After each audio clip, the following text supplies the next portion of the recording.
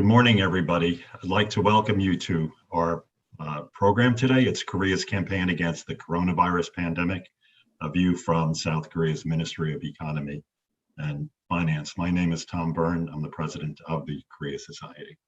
It's my honor to introduce Mr. Dae Joong Lee, who is a director of development in the finance division of the Ministry of Economy and Finance. He oversees Korea's development, finance, cooperation policy, and participates in the International Development Projects Committee under the Prime Minister's Office, which coordinates bilateral and multilateral cooperation and humanitarian assistance projects. Dae Joong is responsible for coordinating various bilateral and multilateral cooperation, mainly World Bank, with the World Bank, and also manages the EDCF, the Korean government's $10 billion development fund. He has had a number of important policy positions within the Korean government, including the implementation of the national policy agenda on tax and pension reform, national health care, and balanced growth. In 2007, Mr. Lee received the Distinguished Service Award by the Chief of Staff to the President of Korea, Mr. Moon Jae-in. Before his current duties at the ministry, he was a trade policy director. He managed bilateral trade issues, like the renegotiation of the KORUS FTA, that's a free trade agreement between Korea and the US. He also worked on the Regional Comprehensive Economic Partnership, the new version of the Trans-Pacific Partnership, the CPTPP, and he's worked on WTO issues as well. Mr. Lee received a master's degree in future study from KAIST in 2017 in economics, and KAIST is I believe it's the Korean Advanced Institute for Science and Technology. It's like our MIT. He also studied economics at Tufts University and studied economics at UC Berkeley, where he has a BA degree. Dae Joong enjoys sports and plays basketball, volleyball, and hiking. I'm only down to one of those sports now, and it's the last one, so I hope you enjoy the hiking. So I'll begin with my questions that I have for Dae Joong. The first question I have is, so could you please tell us how you became involved in the Ministry of Economies and Finance's anti-pandemic efforts? Well, thank you, Tom. And my name is Dae Joong, and I'm really glad to get invited by the Korea Society on sharing the experience of Korea responding against COVID-19. And I've been working for the government for past 20-some years, but I think this is really the unprecedented time. And if I go little background of Korea is located right next to China, which is epicenters of this virus. And we have identified the first case in the late January.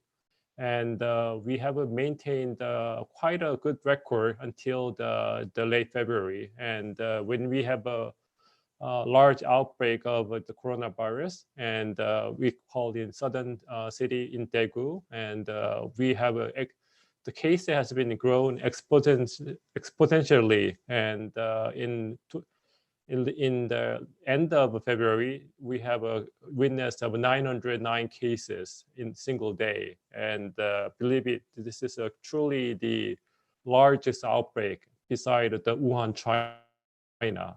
But however, with the efforts of the government, we are able to tackle this COVID-19 within the next 2 weeks and exactly about 15 days. And after that, we having this experience, we're receiving a lot of requests and also the interview from the overseas, including the World Bank. And I asked my colleague for the Ministry of Health and the CDC, Center for Disease Control, but they were so busy with the handling the daily operation, tackling the quarantines and health matter.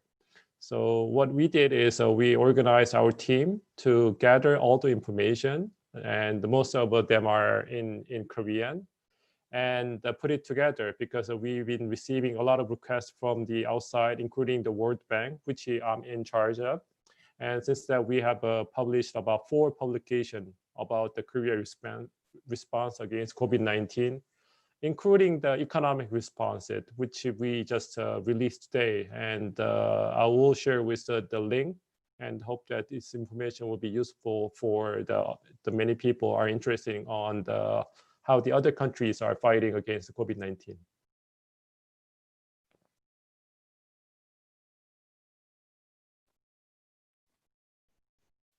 I'm a little slow because I have to unmute.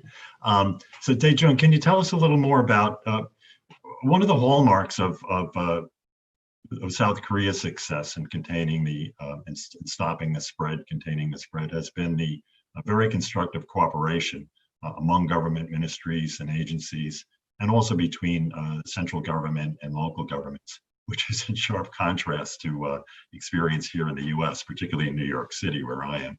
But how does the Ministry of Economy and Finance fit in with what's going on with I guess the Ministry of Health is leading this, and also the CDC and also the Blue House?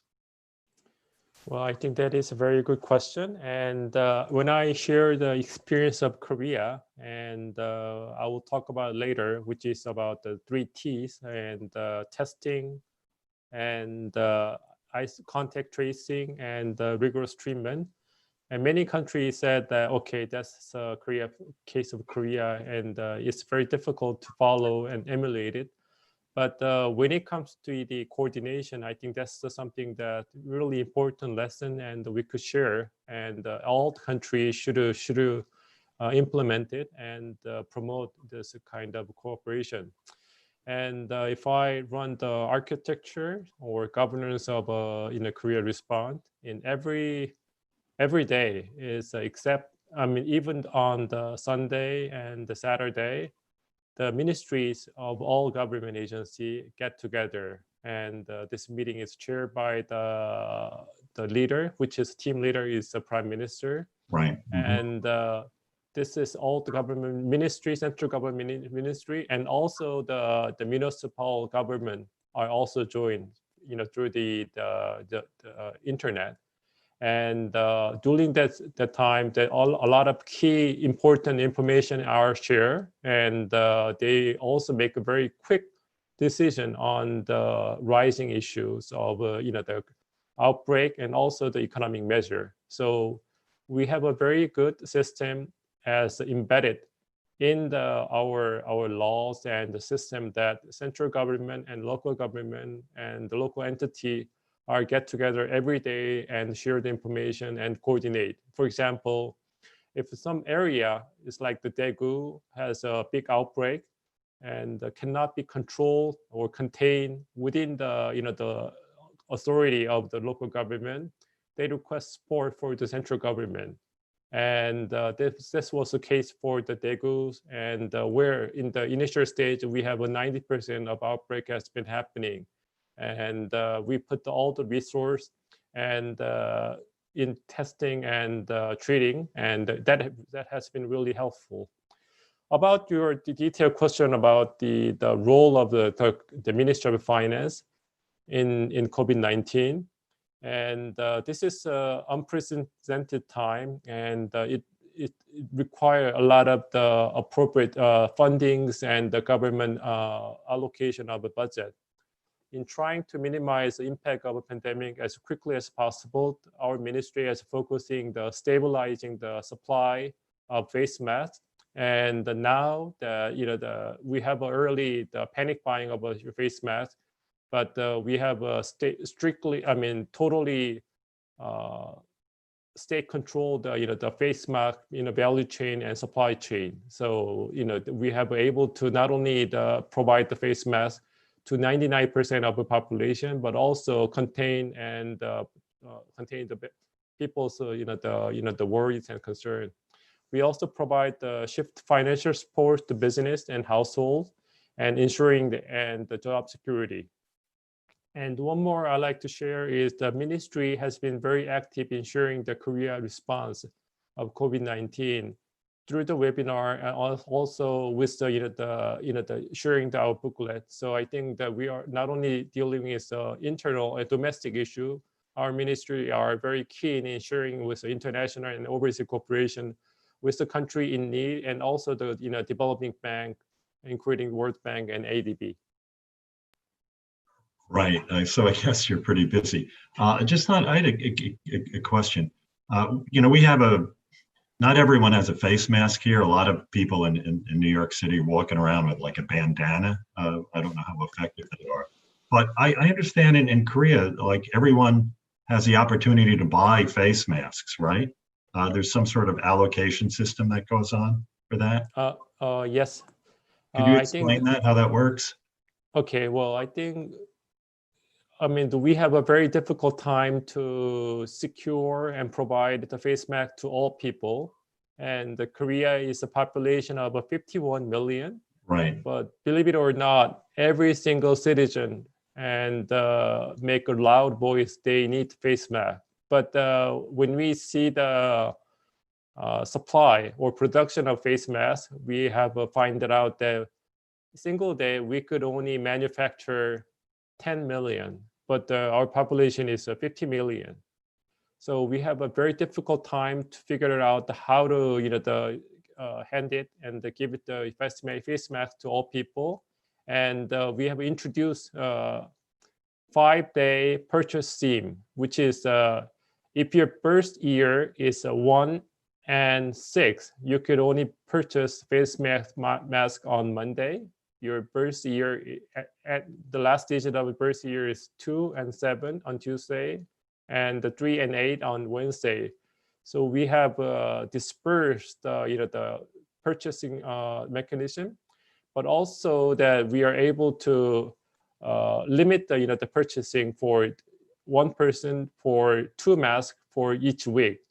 So that really helped to to give out all the face masks, and I think that's another the secret of Korea's cases, because still scientifically there is no evidence that face masks really help to to prevent the spread of a virus. But if you look at the Korean case, face masks help in 2 ways. One is people try to social distancing from one another, because if you see other people and you know that you need to be careful to approach them. And also number 2 is I think the Korea is unique, that it's a small country if you compare it to the US, but our population are very densely living together. So I think if we did not have face masks like before, I'm sure the spread and the pandemic situation will be much, much worse. Yeah, I imagine. So I was in Korea a week before the hotspot broke out in Daegu, and I noticed on the street there was some concern, but no great alarm. Probably, I remember sitting and counting people as they walked by when I was having a cup of coffee in a hotel and stuff. I would say about 80 to 90% of the people wore face masks, even though there wasn't an alarm. Now I imagine it's 100% wearing, proper face masks. And like here in the US, a lot of people are just throwing up some bandana around their mouth and things like that. So I give credit to Korea for that. I'll get to the international aspects later, but I wanted to focus now on the economic consequences and also your policy responses. So there's about 2 or 3 questions here about that. But let me start with this one. So what are the bottom line is, what is the current macroeconomic situation in Korea, and how bad do you think it will get? And just by context, I'll mention that here in the U.S., unemployment, even though it came down in May, it's still more than 13%. The Labor Department thinks that's an underestimate, but this is the highest it's been in 70 years in the U.S. Whereas in Korea, I think the labor data came out yesterday.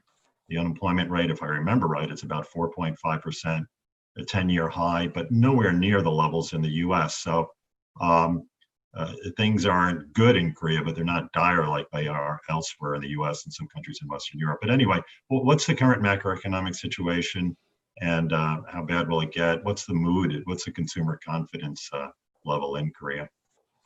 Well, I think the economic consequence is something that everybody worries, and also the Korea is no exception. And if we, if you are a little bit more familiar with the Korean economy, and we're doing quite well, but a lot of our success are coming from overseas, which means we sell and we trade, and we make our bread and butter by selling and trading and exchanging. So undoubtedly, I think this is also the great challenge for Korea. And if you look at the some figure, our trade record a deficit in April, and this is not something new for U.S., but this is for the first time in 99 months. And also the employment shock is quite worrying, and this is also the highest in 30 years. And in April, we lost 470,000 jobs, and which it might be better than the U.S. But if you look at the people sentiment and also the general concern, I think this is really the big, which is because this is the biggest drop in 21 years. So undoubtedly, this is really the economic wartime situation. If I go into the little detail in terms of domestic demand, we have also seen the largest consumption drop since 1998, which is we call financial crisis in Korea, and also the employment and also the export financial market has been all suffered greatly. And recently, the financial market has recovered from the post drop to the previous level. But we all, as an official from the Ministry of Finance, we see that this is only the temporarily, and we're looking at it very cautiously because until the situation will really improve from the Europe and America and also the China, I'm sure, and also the other Asian country, I think this is kind of a wartime economic situation will be continue. Well, that's I'm glad Korea is a bit resistant to this, to the economic effects of this virus. But a wartime situation is probably not a good outlook for countries that have a lot of debt, which is not like Korea already going into the crisis. Yeah, I noticed that. So in the U.S. the other day, the Nasdaq and I think it was the S&P 500 have bounced back to where they were at the beginning of the year. So a lot of the losses have been erased, and I think the COPSI index also recovered, right? So the financial markets are doing okay. The labor markets seem to be under a lot more stress. I wonder, the last time when I was working on Korea, the last big crisis was, I worked on it during the so-called IMF Asia crisis, but the global financial crisis. Could you just explain how the shocks are different from the global financial crisis now facing Korea, where Korea did not go into recession back then? It's one of the few countries, OECD countries, that did not go into recession back then. How are the shocks different now, and with the pandemic shock? And does this at all affect your policies to deal with this problem? If I use some quotation from the Mark Twain, and he said the figure do not lie. And if you look at the sum of figure has been releasing by the International Monetary Fund and World Bank and around the world, I'm sure this is some of figure that we have not seen before. And from my lifetime and probably your lifetime as well, Tom. And yesterday, the World Bank released this is crisis is the worst since the Second World War, and even compared to the 2008 and 2009 global financial crisis, this is 3 times bad as the 10 years, 12 years ago. So I think that we have to look at the situation as a really cautious and a lot of the concern. And if I go into a little bit detail, and if we look back the 2008 and 2009 crisis, it started from the global financial crisis from the past, but this time it is triggered by the pandemic, the COVID-19. and extreme restriction on the movement of goods and material shock both the demand and supply side of economy at the same time, which intensified the stagnation of the real economy and also have an impact on the global economy. So it simultaneously blowed to financial market in and out, and the country has left with a significant impact in all sectors around the world. And one of the title of our third publication about sharing the Korean experience is testing time. And I cannot say there is any sector that has not been affected by the COVID-19. So I think this is a testing time for the not only economic policymaker, business, and social partner. And this is a really testing time for the developing side. So and also the vulnerable people. So I think this is really the serious situation.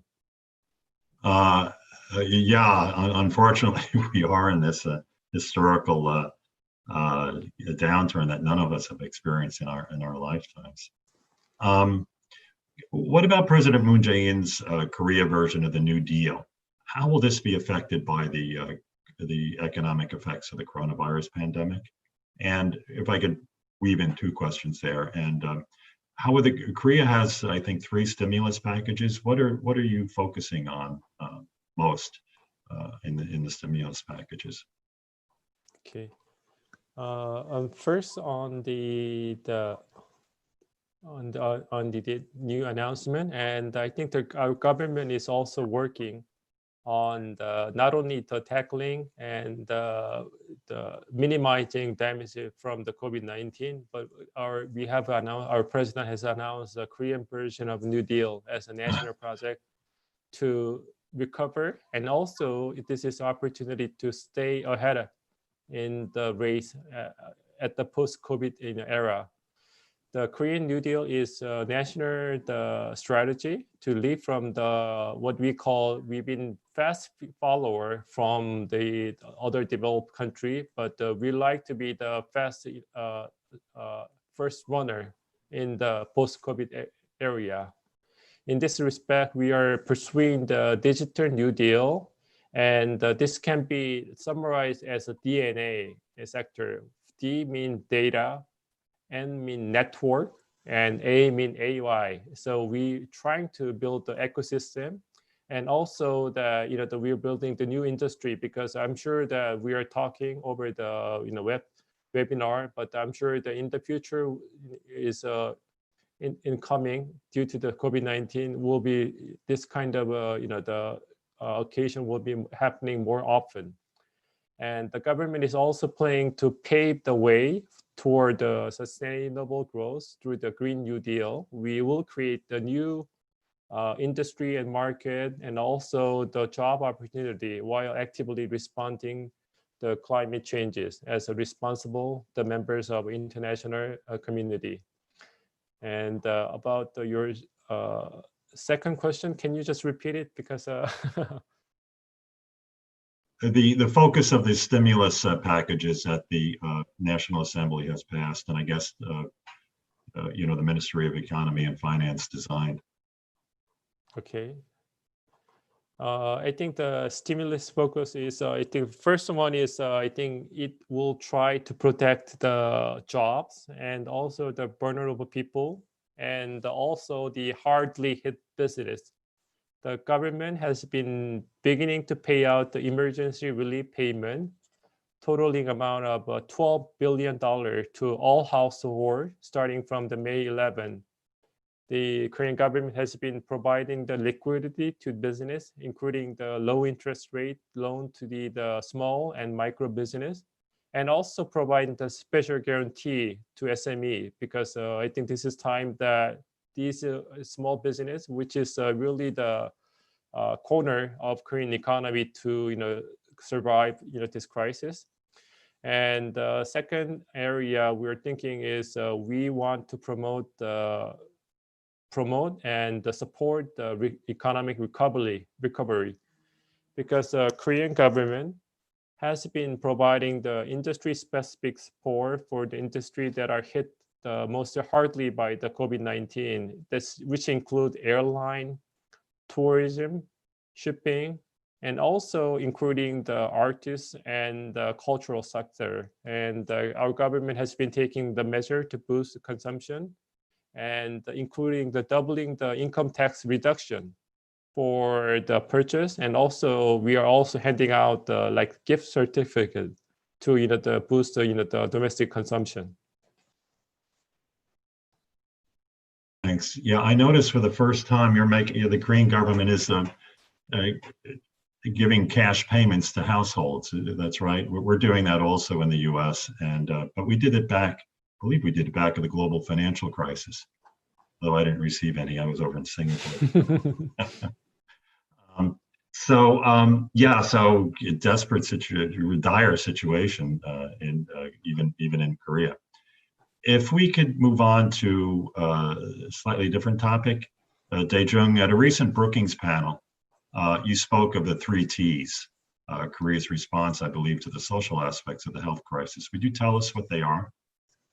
Okay, well, thank you. I think it's when many people are interested and curious about our response in the quarantine measure, but Korea is able to tackle and flatten the spike of virus by combining the testing and the early isolation, and also the important thing is the free treatment of all positive cases combined with our digital technology. And we are able to do this without taking the lockdown measure.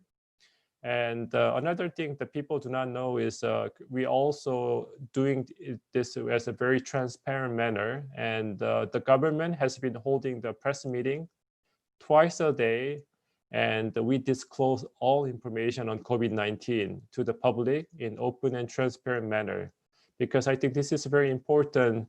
The reason is the people have the full trust with the government and the quarantine authority, because I think during this crisis we cannot tackle the virus without the full support and cooperation of people. But when we release some information by the government side, people know that this is something that we should abide and respect and try to avoid with some of the hotspots. And one more thing I could say is South Korea has been worked to secure the civic participation and the voluntary engagement of citizens. And this is something that very important lesson we learn. And we think this is something that, not everything can be followed exactly, but I think building the stronger partnership with government, civics partner, as well as the business will be very important. Yeah, that is, I wish we had the level of public trust that you have in Korea here. I think our efforts to stop the spread of the coronavirus would have been more effective. You said something interesting. You have twice daily press briefings, the Korean. Now, who conducts the briefings? Are they politicians or are they public health officials? This is done by the head of this is about the head of the Centers of Disease Control in Korea.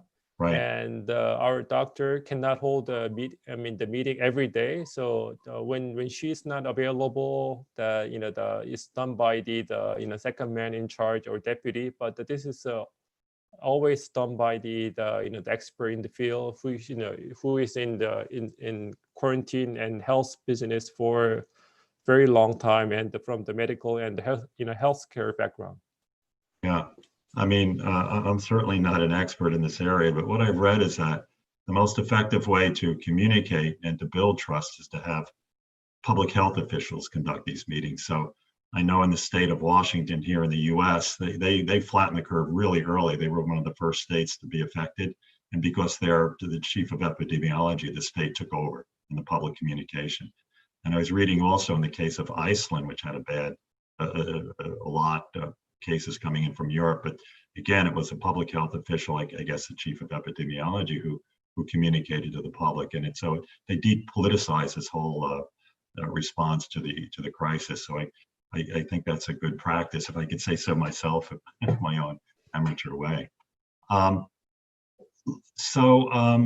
digitalized technology. This is something where Korea seems to be at the forefront, using ICT and digitalized technology to, I guess, for tracking and tracing.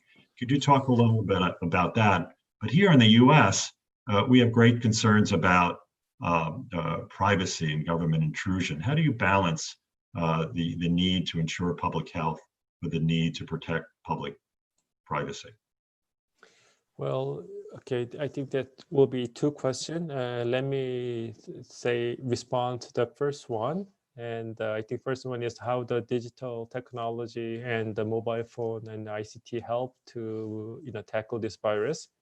And when you talk about COVID-19, and we are getting to know much more about it and then 2 months or 3 months ago. But important thing, bottom line is we still do not know much about this virus. But the one thing we know about this virus are very vital and travel very quickly, and it's travel without making any noises. So I mean, the important thing is we have to respond quickly and most shift way, because I mean, if you lose some of the golden time in the early, I mean, the virus, it will be much farther away than you expected. And I think one of the lesson we could share with Korea, and one of the tools we respond with using the digital technology.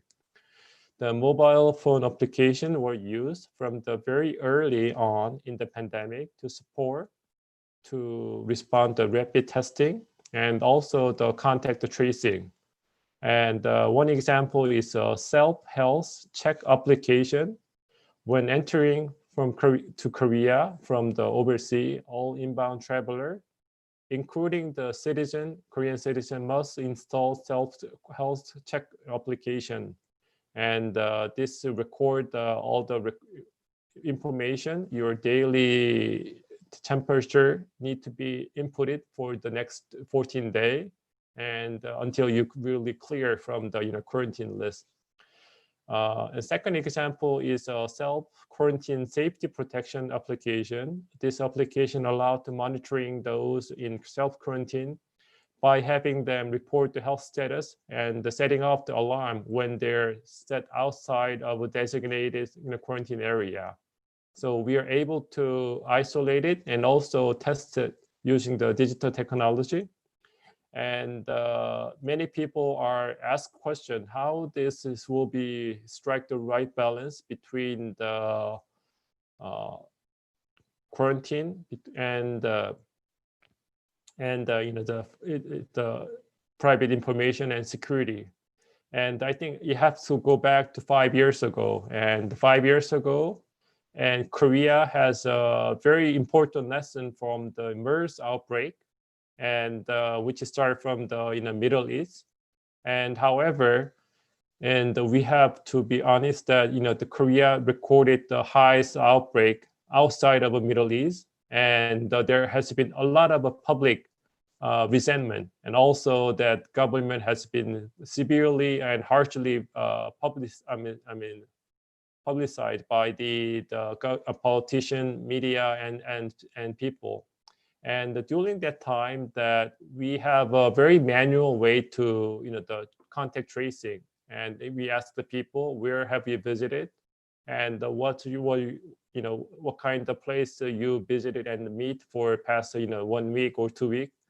And what we find out is we cannot 100% depending on the people's testimony, and they are not really.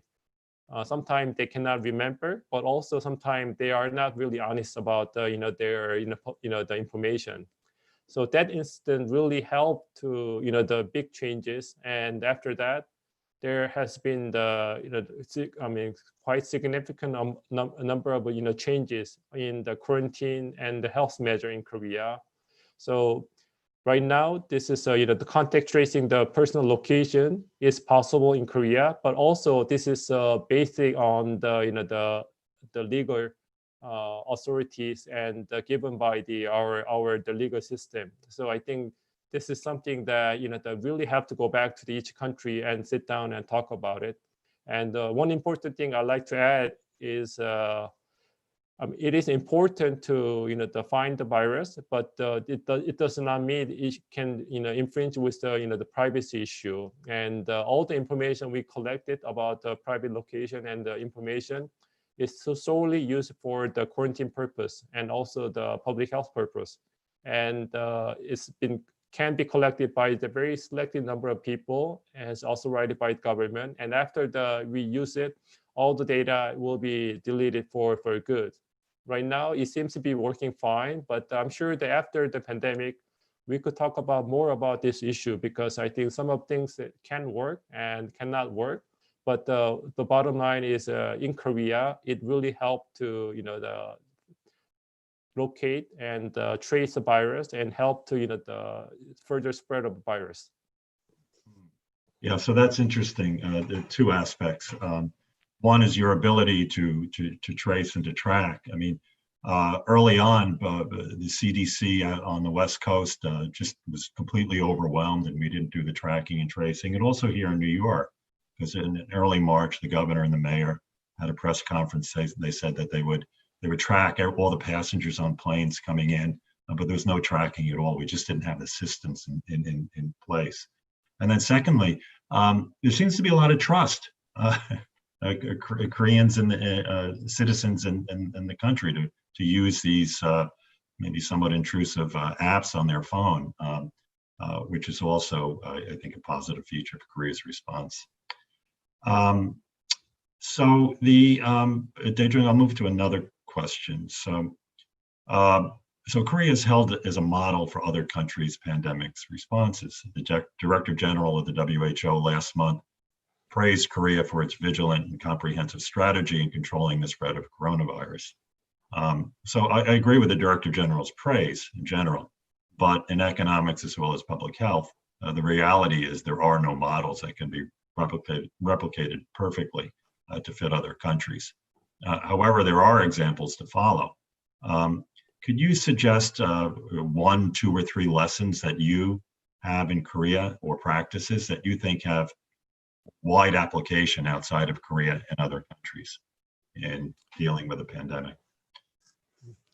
Tom, like you said, there can be one model can be followed, and even the example of Korea cannot be replicated exactly same way, because I mean the system is still different, legal backgrounds are different, and cultural response and adoption will be very different. But if I can share with about 2, maybe one more practice can be, I could share with is, first is it is important, the role of government is very important, and the government need to work in the cohesively and also in a very swift and decisive manner.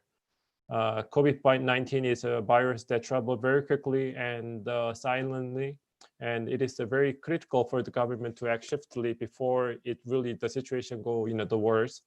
And Korea, as for example, one example is we have to approach it totally different way. And one way we are able to test a lot of the people in the early stage is we are able to give a special authorization for the medical company or the healthcare company to develop the testing kit. And usually the healthcare material take a very long time to review, test, and give it the full approval. But in Korea, we are able to do it within a week or 2 weeks. So this is a really important lesson that we could share. And second one is sharing information in a prompt, transparent manner is very, very important. And let me just repeat it one more time. Is our daily briefing is done twice. It is done by the head of the CDC every day, and we release all the information. At the early time, when we release information about hotspot, some of business have a very, very difficult time to swallow, and their business will be shut down for the week or 2 weeks. But now they are really appreciated because they know that once the information is out there, people are trying to avoid that area, and also that really help to the make of the the wise decision, because this is a situation that not only one smart government can handle, but the general people as a whole need to be act as a smart, as not as a smartphone, but also smart citizen will be really important. And one more thing is, I think we cannot really tackle this virus without the support and cooperation from the people. And as a simple recommendation, I would like the health and hygiene measure, and it should be respected. And washing your hand, also making the distancing, and try to wear the face mask if possible. And all of this will be combined, because I think this is especially important because most of the country are enforcing lockdown, but the bottom line is you cannot place lockdown forever. And you're also closing your airport and travel, but you cannot close port of entry forever. So, but until all the viruses are not founded, but some point at some time you need to be open and you need to initiate your business. So if you do so, the best way you could do is the respect the very simple lesson the government and also the quarantine and healthcare officials are suggesting.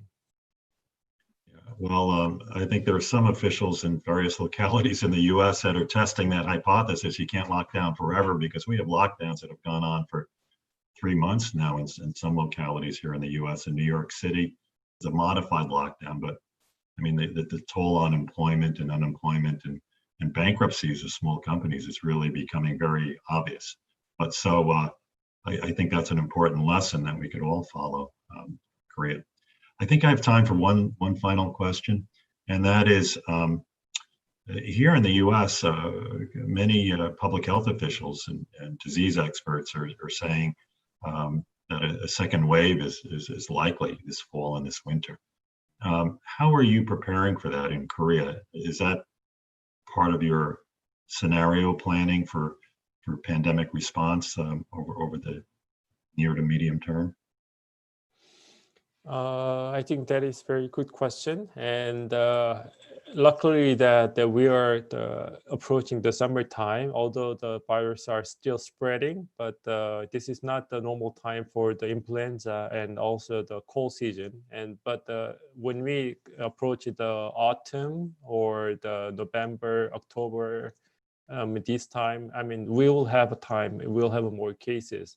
So we should be anticipated, and we also listen carefully what the experts are warned of a second wave of pandemic, and basing on the previous virus and similar pandemic in the past, and to be ready for the second wave. And when we announced the supplementary budget, a third stimulus package will be used for stock up the product and other goods for quarantine. We will provide more free influenza vaccine and take other thorough measure to prevent, including prepare the hospital bedding as much as possible.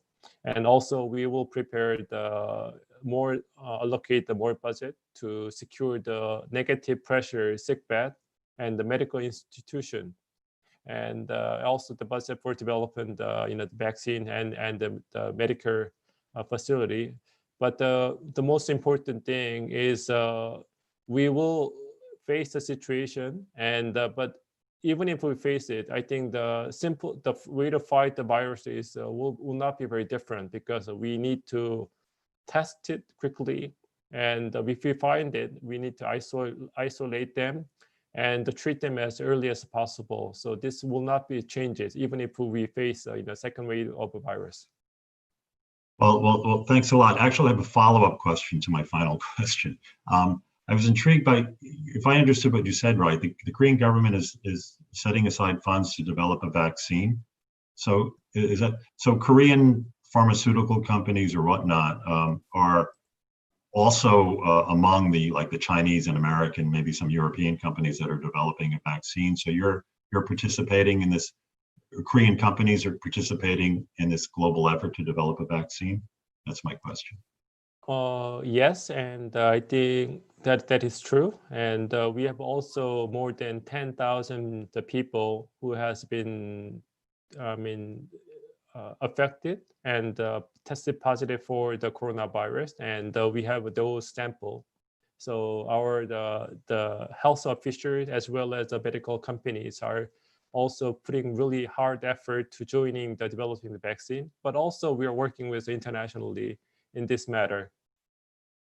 Okay, well, thanks so much, Dae Joong, for taking the time and for providing your insights, your expertise, and explaining what's going on in Korea, both in public health aspects and the economic aspects and economic policy aspects. So it's almost 10 p.m. at night, so thanks for staying up late. For some of us, it's not too late, but anyway, it is late. And I wish you the best. Good luck with your efforts, and congratulations on everything that you and the other officials in Korea have done.